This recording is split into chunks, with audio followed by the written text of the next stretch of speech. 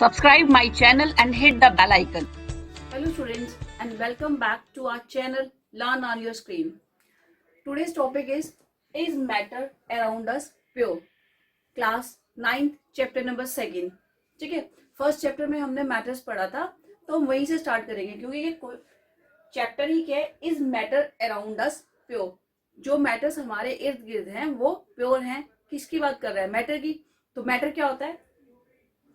Matter which occupy space and have mass. Now matter is of two types, pure substance and impure substance. What is pure? In this chapter he is using is matter around us pure. जो हमारे matters हैं, हमारे इर्द गिर्द हैं, वो pure हैं। Pure से मतलब क्या है? प्योर हम लोग जैसे मार्केट से कोई भी डेयरी प्रोडक्ट्स या मसाले कुछ भी लेके आते हैं तो उस पे लिखा होता है 100% प्योर। तो नॉर्मली एक नॉर्मल लेमैन के लिए प्योर मतलब जिसमें कोई एडल्ट्रेशन ना हो, मिलावट ना हो, that is pure. But in science pure वो होता है जिसमें मिलावट ना हो। In science pure means consist of single type of particles.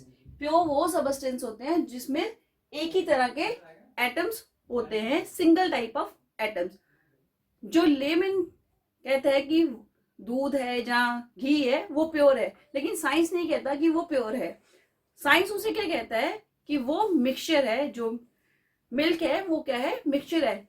किसका? फैट्स का। उसमें क्या होता है? फैट्स, प्रोटीन्स, वो क्या है? तो मिल्क जो है साइंटिफिकली प्योर नहीं है, but in lemon it is a pure.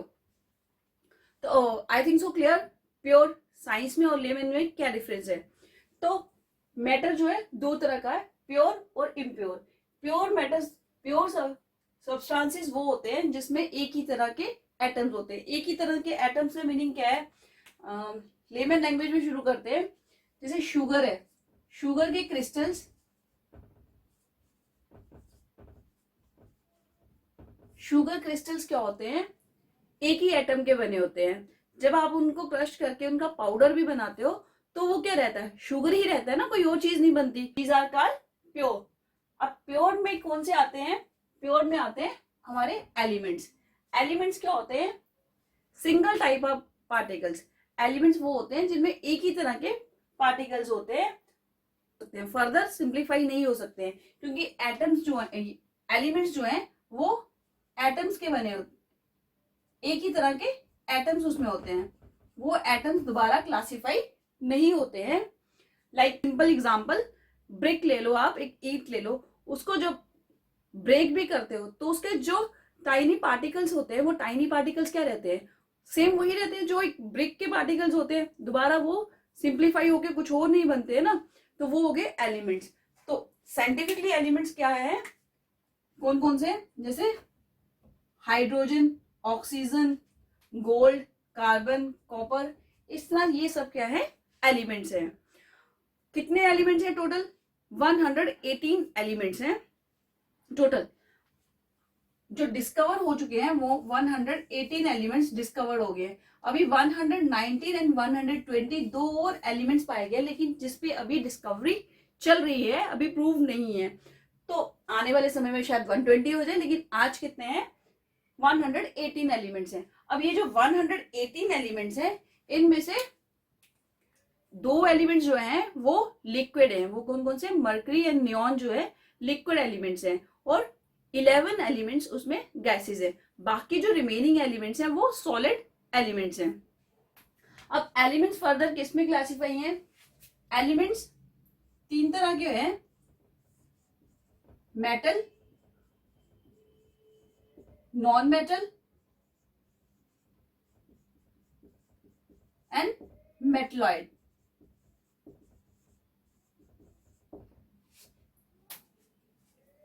Metal क्या हो गया? जैसे हमारा गोल्ड, सिल्वर, ये सब क्या है? मेटल्स हैं। और कार्बन, ये सब क्या है? नॉन मेटल्स हैं। और मेटलॉइड क्या होता है? जो मेटल और नॉन मेटल के बीच में होते हैं, जिनमें कुछ प्रॉपर्टीज मेटल की होती है, कुछ प्रॉपर्टी नॉन मेटल्स की होती है, वो हो गए मेटलॉइड्स। आई थिंक सो अब एलिमेंट्स क्लियर हो गए होंगे। एलिमेंट्स क्या है? जैसे एक और एग्जांपल लेते हैं, गोल्ड। गोल्ड को हम क्या कहते हैं, गोल्ड प्योर फॉर्म में है। प्योर फॉर्म में मीनिंग क्या हो गया उसका, कि उसके जितने भी पार्टिकल्स हैं, जो भी उसके एटम्स हैं, वो किसके बने हैं, सारे गोल्ड के बने हुए हैं। अगर उसको हम ब्रेक भी करते हैं तो वो गोल्ड ही बनता है। वो उसके एटम क्या है, सिंगल एटम का बना हुआ है। गोल्ड को प्योर फॉर्म में कहते हैं तभी जब हमारा वो एक्चुअल में सिंगल पार्टिकल का बनता है। जैसे हम 24 कैरेट गोल्ड कहते हैं, वो हमारा प्योर फॉर्म है। जब हम उसमें कॉपर मिक्स कर देते हैं, जैसे 22 कैरेट का, तो वो प्योर फॉर्म में नहीं रहा, उसमें दूसरे एटम्स को हमने मिक्स कर दिया है, तो वो प्योर फॉर्म में नहीं है। क्लियर। नेक्स्ट आ गया हमारा कंपाउंड। कंपाउंड भी हमारे प्योर सबस्टेंस में आते हैं, लेकिन थोड़ा सा डिफरेंस है as compare to elements. Compounds क्या है, when two or more elements combine chemically in a fixed ratio. Elements क्या है, सिंगल एटम के बने, दोबारा क्लासिफाई नहीं हो सकते। लेकिन कंपाउंड्स क्या है, दो या दो से ज्यादा एलिमेंट, ठीक है, दो या दो से ज्यादा एलिमेंट केमिकली कंबाइन होते हैं, वो भी एक फिक्स्ड रेशियो में, तब क्या है, कंपाउंड्स बनते हैं। फॉर एग्जाम्पल हाइड्रोजन, हाइड्रोजन और ऑक्सीजन मिलके क्या बनते हैं, वाटर बनते हैं। तो ये वाटर जो है ये कंपाउंड है, ठीक है, किसका है ये, H+O वाटर, ठीक है, ये हमने केमिकली बैलेंस कर दिया इसको, वाटर। अब ये जो वाटर है, ये वाटर किसका मिक्सचर है, हाइड्रोजन और ऑक्सीजन का, ठीक है। तो ये क्या है, केमिकली मिक्स हुआ है। हम लोग हाइड्रोजन और वाटर को फिजिकली मिक्स नहीं कर सकते हैं, ये सारा केमिकली मिक्स हुआ है। तो जो केमिकली कंबाइन होते हैं वो हो गए compound, but in a fix ratio. Fix ratio means जैसे वाटर बनता है, वाटर बनने के लिए वन पार्ट ऑफ वाटर चाहिए by mass, one part of hydrogen by mass, ठीक है। और ऑक्सीजन कितने चाहिए, 8 पार्ट्स चाहिए, 8 parts of oxygen by weight, ठीक है, बाय मास। मास की बात कर रहे हैं, ना कि नंबर्स की बात कर रहे हैं हम लोग, ठीक है। तो वाटर की रेशियो क्या होगी, 1:8। 1:8 की रेशियो में वो केमिकली कंबाइन होगा तो वो कंपाउंड बनेगा, ठीक है। नेक्स्ट क्या कहते हैं, सेपरेटेड बाय केमिकल प्रोसेस। अब एक बार जब हाइड्रोजन और ऑक्सीजन कंबाइन होके वाटर बनते हैं, अब इनको अगर आपको हाइड्रोजन और ऑक्सीजन को सेपरेट करना है तो फिजिकली आप उसको सेपरेट नहीं कर सकते हो, मतलब हैंड पिकिंग करके कुछ भी उसको नहीं कर सकते हो। तो उसको अलग करने के लिए केमिकल प्रोसेस के थ्रू हम उसको अलग कर सकते हैं, ठीक है। तो इन प्रोसेस को हम नेक्स्ट वीडियो में, इसकी आगे वाले चैप्टर में डिटेल में है, वो डिटेल में पढ़ेंगे कौन कौन सी प्रोसेस है और कैसे कैसे अलग करते हैं, ठीक है। नेक्स्ट कह रहा है, do not retain properties of parent elements.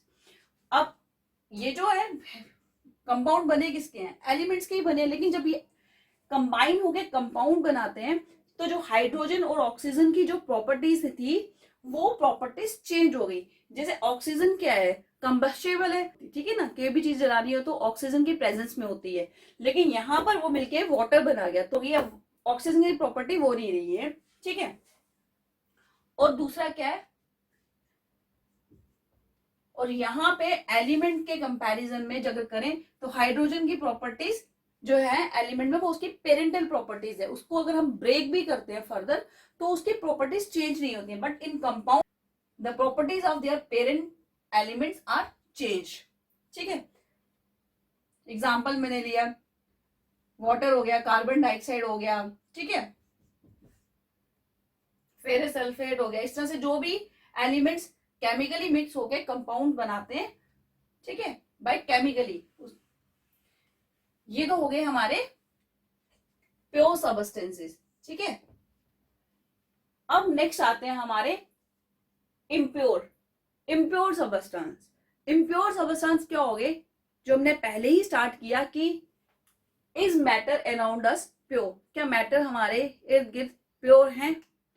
अब इम्प्योर का मीनिंग वो ही हो गया कि वो प्योर नहीं है, मीन्स उसमें दो या दो से ज्यादा सब्सटेंसेस हैं, एक सेम एज कंपाउंड, वो भी 2 या 2 से ज्यादा सब्सटेंसेस एक साथ मिलकर मिक्सचर बनाते हैं. But single difference is there in chemical, in compound they are chemically combined, but in a mixture they can be combined in any ratio.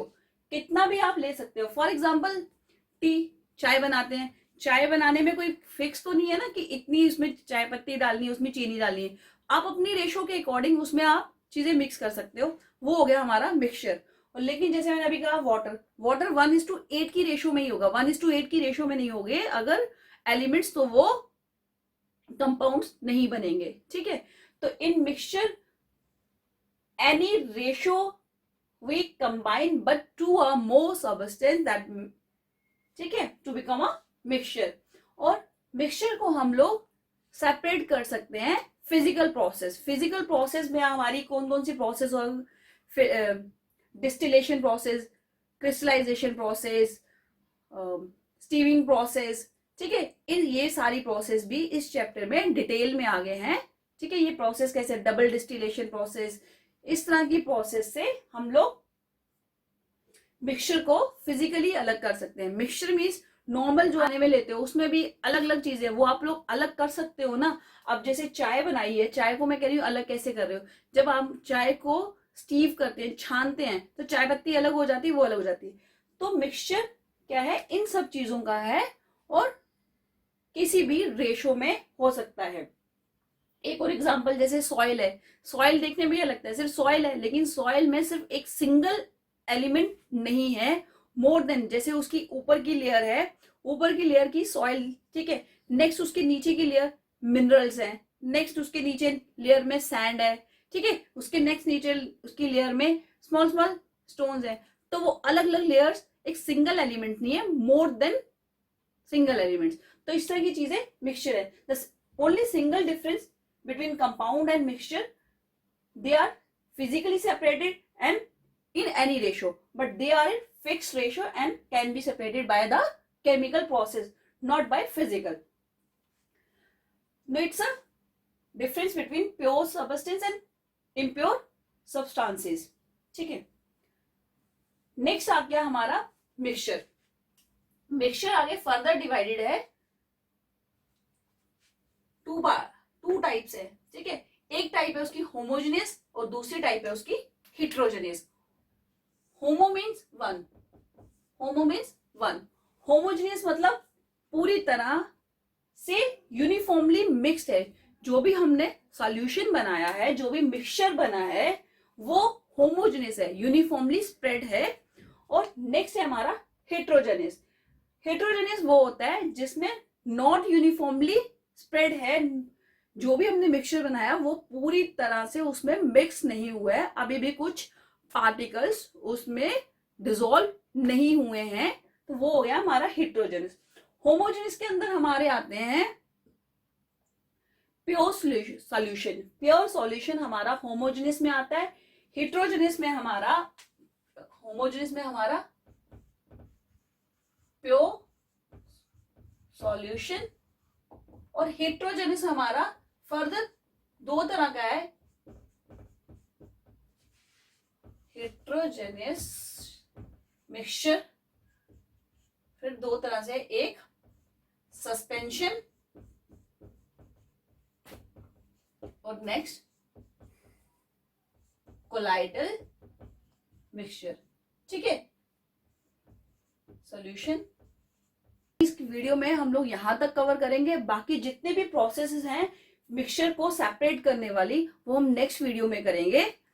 अगर अभी तक आप चैनल को सब्सक्राइब नहीं किया है, चैनल को सब्सक्राइब कर लें, लाइक कर लें और कमेंट में जरूर बताएं कैसा था आज का सेशन. और थैंक्स फॉर टुडे.